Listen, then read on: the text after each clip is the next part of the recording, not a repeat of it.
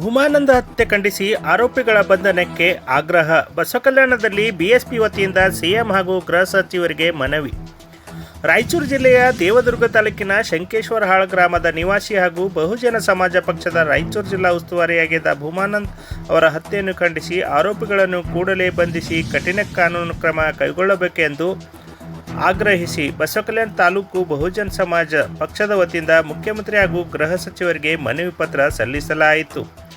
ಬಸವಕಲ್ಯಾಣ ತಹಸೀಲ್ದಾರ್ ಅವರ ಮೂಲಕ ಕರ್ನಾಟಕ ಸರ್ಕಾರಕ್ಕೆ ಮನವಿ ಪತ್ರ ಸಲ್ಲಿಸಿದ ಬಿಎಸ್ಪಿ ಮುಖಂಡರು ಆಗಸ್ಟ್ 4ರಂದು ಭೂಮಾನಂದ್ ಅವರ ಮೇಲೆ ಮಾರಕಾಸ್ತ್ರಗಳಿಂದ ದಾಳಿ ನಡೆಸಿ ಹತ್ಯೆ ಮಾಡಿರುವ ಘಟನೆ ಅತ್ಯಂತ ಖಂಡನೀಯವಾಗಿದೆ ಎಂದು ಆಕ್ರೋಶ ವ್ಯಕ್ತಪಡಿಸಿದರು.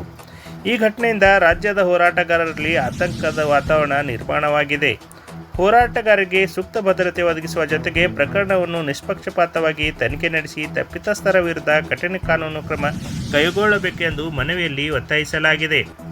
ಈ ಸಂದರ್ಭದಲ್ಲಿ ದಾವಣಗೆರೆ ಜಿಲ್ಲೆಯ ಚನ್ನಗಿರಿ ತಾಲೂಕಿನ ಬೆಳಲ್ಗೆರೆ ಗ್ರಾಮದಲ್ಲಿ ದೇವಸ್ಥಾನ ಪ್ರವೇಶಿಸಿದ ಆರೋಪದ ಹಿನ್ನೆಲೆಯಲ್ಲಿ ದಲಿತ ಯುವಕರನ್ನು ಕಂಬಕ್ಕೆ ಕಟ್ಟಿ ಹಲ್ಲೆ ಮಾಡಿರುವ ಘಟನೆಗೂ ಬಿಎಸ್ಪಿ ಮುಖಂಡರು ತೀವ್ರ ಖಂಡನೆ ವ್ಯಕ್ತಪಡಿಸಿದರು. ಇಂತಹ ಘಟನೆಗಳು ಮರುಕಳಿಸದಂತೆ ಸರ್ಕಾರ ಕಟ್ಟುನಿಟ್ಟಿನ ಕ್ರಮ ಕೈಗೊಳ್ಳಬೇಕೆಂದು ಆಗ್ರಹಿಸಿದರು. ಮನವಿ ಸಲ್ಲಿಸುವ ಸಂದರ್ಭದಲ್ಲಿ ಬಿಎಸ್ಪಿ ತಾಲೂಕಾಧ್ಯಕ್ಷ ಶಂಕರ್ ಪುಲೆ, ತಾಲೂಕು ಸಂಯೋಜಕರಾದ ಮಕ್ಬೂಲ್ ಸಾಬ್, ದತ್ತು ಸುಟಾಣೆ, ತಾಲೂಕು ಪ್ರಧಾನ ಕಾರ್ಯದರ್ಶಿ ರವಿ ಉದಾತೆ, ತಾಲೂಕು ಉಪಾಧ್ಯಕ್ಷ ರಮೇಶ್ ರಾಠೋಡ್, ತಾಲೂಕು ಕಾರ್ಯದರ್ಶಿ ಮಹಾದೇವ್ ಗಾಯಕ್ವಾಡ್, ಮಸ್ತಾನ್ ಸಾಬ್ ಲದಾಫ್, ಚಂದ್ರಶೀಲ್ ಗಾಯಕ್ವಾಡ್, ದಿಲೀಪ್ ಸಿರೋಳೆ, ಹರ್ಕೋಡು ಗ್ರಾಮ ಅಧ್ಯಕ್ಷರು, ಉಪಾಧ್ಯಕ್ಷರಾದ ಪ್ರಶಾಂತ್ ಗುಡ್ಡೆ, ಹಂದ್ರಾಳ್, ಆರ್ ಗ್ರಾಮ ಘಟಕದ ಅಧ್ಯಕ್ಷ ಮಾರುತಿ ಮೆಕ್ಕಾಲೆ ಸೇರಿದಂತೆ ಪಕ್ಷದ ಮುಖಂಡರು ಹಾಗೂ ಕಾರ್ಯಕರ್ತರು ಉಪಸ್ಥಿತರಿದ್ದರು. ಈ ಸಂದರ್ಭದಲ್ಲಿ ಬಹುಜನ ಸಮಾಜ ಪಕ್ಷದ ಬಸವಕಲ್ಯಾಣ ತಾಲೂಕಾಧ್ಯಕ್ಷ ಶಂಕರ್ ಫುಲೆರವರು ಏನು ಹೇಳಿದ್ದಾರೆ ಕೇಳೋಣ ಬನ್ನಿ. ಆದರೆ ಯಾವ ದೌರ್ಜನ್ಯ ಹಾಗೂ ಅನ್ಯಾಯ ಆಗಿದೆ ಆ ಕ್ರೂರ ಆರೋಪಿಗಳಿಗೆ ಯಾವುದೇ ಕೂಡ ಕ್ರಮ ಜರುಗಿಸ್ತಾ ಇಲ್ಲ. ಅವರಿಗೆ ಬಂಧಿಸಿ ಮತ್ತೆ ಕಾನೂನು ಎದುರಾಗಿ ಬಿಡ್ತಾ ಇದ್ದಾರೆ. ಹೀಗಾಗಿ ದಿನನಿತ್ಯ ದಲಿತರ ಮೇಲೆ ಅನ್ಯಾಯ ನಡೀತಾ ಇದೆ, ದೌರ್ಜನ್ಯ ನಡೀತಾ ಇದೆ.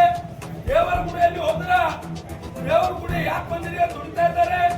ಇಷ್ಟೆಲ್ಲ ಕಣ್ಣುನಿಂದ ನೋಡಿ ಕರ್ನಾಟಕದ ಸರ್ಕಾರ ಕಣ್ಣು ಮುಚ್ಚಿ ಕೊಡ್ತಾ ಇದೆ. ಮಾತಾಡ್ತಿದ್ರೆ ಕರ್ನಾಟಕದ ಕಾಂಗ್ರೆಸ್ ಸರ್ಕಾರ ನಾವು ದಲಿತರ ಸರ್ಕಾರ, ನಾವು ದಲಿತರಿಗೋಸ್ಕರ ವ್ಯಾಪಾರಿಗೋಸ್ಕರ ಬಹಳಷ್ಟು ಕೆಲಸ ಮಾಡ್ತೀವಿ ಅಂತ ಹೇಳ್ತಾರ. ಆದರೆ ಸತತವಾಗಿ 3 ಘಟನೆ ನಡೆದು ಇಲ್ಲಿ ತನಕ ಯಾವುದೇ ಆರೋಪಿಗೂ ಕೂಡ ಶಿಕ್ಷೆ ನೀಡಿಲ್ಲ. ಇದು ನಾವು ಬಿಎಸ್ಪಿ ಪಕ್ಷದಿಂದ ಅತಿ ಇದರಿಂದ ಖಂಡಿಸ್ತೇವೆ. ಯಾಕೆ ಅಂದರೆ ಪ್ರತಿದಿನ ಘಟನೆ ಆದರೂ ಕೂಡ ಆ ಆರೋಪಿಗಳಿಗೆ ಶಿಕ್ಷೆ ಕೊಡ್ತಾ ಇಲ್ಲ. ಪೊಲೀಸ್ ಡಿಪಾರ್ಟ್ಮೆಂಟ್ ತಪ್ಪ ಅಥವಾ ಸರ್ಕಾರದ ತಪ್ಪ ಅಥವಾ ಗೃಹ ಮಂತ್ರಿ ತಪ್ಪಿದನೋ ಏನು ತಿಳಿತಾ ಇಲ್ಲ. ಒಂದು ಕಡೆ ಸರ್ಕಾರಕ್ಕೆ ಸರ್ಕಾರ ರಚನೆ ಮಾಡಕ್ಕೆ ಪ್ರತಿಯೊಬ್ಬರದು ದಲಿತರದು ವೋಟ್ ಮಾತ್ರ ಬೇಕು. ಇವರಿಗೆ ವೋಟಿನ ಶಕ್ತಿ ಏನಂತೇಳಿ ಇವ್ರಿಗೆ ತಿಳಿಸಬೇಕಾಗಿದೆ ನೀವು. ಯಾಕಂದ್ರೆ ಪ್ರತಿದಿನ ಒಂದು ಘಟನೆ ನಡೀತಾ ಇದೆ. ಮೊನ್ನೆ ರಾಯಚೂರದಲ್ಲಿ ಒಂದು ಹತ್ಯೆ ಆಯಿತು. ಅದು ದಲಿತರೇ. ಅವನು ಒಂದು ಒಳ್ಳೆ ಕಾರ್ಯಕರ್ತ, ಅವನು ಒಂದು ನಿಷ್ಠೆಯಿಂದ ಕೆಲಸ ಮಾಡ್ತಾ ಇದ್ದ ಭೂಮಾನಂದ್ ಅಂತೇಳಿ ಬಿಎಸ್ಪಿ ಕಾರ್ಯಕರ್ತ. ಅಂತ ಒಳ್ಳೆ ಕಾರ್ಯಕರ್ತರಿಗೆ ಕ್ರೂರತೆಯಿಂದ ಕೊಲೆ ಮಾಡಿದ್ರು. ಅದೇ ಅಲ್ಲ, ಆದರೆ ನಮ್ಮ ಕರ್ನಾಟಕ ಸರ್ಕಾರ ಕಣ್ಣು ಮುಚ್ಚಿ ಕುಂತಿದೆ. ಅದರ ಬಗ್ಗೆ ಧ್ವನಿ ಎತ್ತಾ ಇಲ್ಲ. ಅದೇ ರೀತಿ ಈಗ ಇನ್ನೂ ಒಂದು ಘಟನೆ ಆಯ್ತು ದಾವಣಗೆರೆಯಲ್ಲಿ. ಅಲ್ಲಿ 5 ಜನ ದೇವಸ್ಥಾನಕ್ಕೆ ಹೋದ ಮೇಲೆ ಆ ದೇವಸ್ಥಾನಕ್ಕೆ ಯಾಕೆ ಬಂದಿದೆ ಅಂತ ಹೇಳಿ 5 ಜನರಿಗೆ ಗಿಡ ಕಟ್ಟಿ ಹೊಡೆದ್ರು. ಅದು ಕೂಡ ಕಣ್ಣಿಗೆ ಕಾಣ್ತಾ ಇಲ್ಲ. ಸರ್ಕಾರ ಕಣ್ಣು ಮುಚ್ಚಿ ಕುಂತಿದೆ.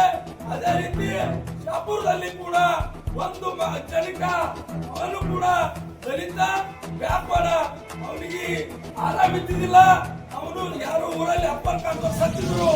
ಅವರಿಗೆ ಕುಡಿ ಹೊಡಿಲಕ್ ಬಂದಿಲ್ಲ ಅಂದ್ರೆ ಅವನಿಗೆ 4 ಮಂದಿಯಲ್ಲಿ ಕರೆಸಿ ಹುಡುದು ಆ ಊರಿಗೆ ದಲಿತರಿಗೆ ಬಹಿಷ್ಕಾರ ಆಗ್ತಾರಂತೆ. ಆದ್ರೆ ನಾನು ಮೀಡಿಯಾ ಮುಖಾಂತರ ಹೇಳ್ತೀನಿ, ಪ್ರಿಯಾಂಕ್ ಖರ್ಗೆ ಅವರೇ, ನೀವು ದಲಿತರೇ. ಆದರೆ ಇಲ್ಲಿ ತನಕ ನೀವು ದಲಿತರ ಮ್ಯಾಗ ಅನ್ಯಾಯ ಆದ್ರೆ ಬಾಯಿ ಮುಚ್ಚಿ ಕುಂತಿದ್ರಿ. ಯಾಕೆ ಕುಂತೀರಿ? ನಮಗಿದು ಪ್ರಶ್ನೆ ಇದೆ. ದಲಿತರ ಮಾತು ಎತ್ತಿದ್ರೆ ದಲಿತರ ಬೇಕು ನಿಮಗೆ. ಆದರೆ ದಲಿತರ ಮ್ಯಾಗ ಅನ್ಯಾಯ ಆದಾಗ, ದೌರ್ಜನ್ಯ ನಡೆದಾಗ ನೀವು ಕಣ್ಣು ಮುಚ್ಚಿ ಕೊಡ್ತೀರಿ. ಇದು ಯಾಕ? ಇದು ನಮ್ಮ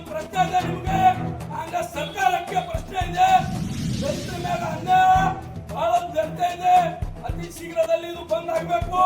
ಒಂದ್ ವೇಳೆ ಬಂದ್ ಆಗಿಲ್ಲ ಅಂದ್ರೆ ಇದು ಹೋರಾಟ ಇದು ಸಣ್ಣದಿದೆ, ಇದು ಮುಂದೆ ಬರುವಂತ ದಿನದಾಗ ಅತಿ ದೊಡ್ಡ ಹೋರಾಟ ಆಗ್ತದೆ, ಉಗ್ರ ಹೋರಾಟ ಆಗ್ತದೆ ಅಂತ ಹೇಳಕ್ ನಾನು ಬಯಸ್ತೀನಿ. ಒಂದು ವೇಳೆ ನಾನೊಂದು ಎರಡು ಮಾತು ಹೇಳಿ ಇಲ್ಲಿಗೆ ನನ್ನ ಮಾತಿಗೆ ವಿರಾಮ ಕೊಡ್ತೀನಿ. ಜೈ ಭೀಮ್.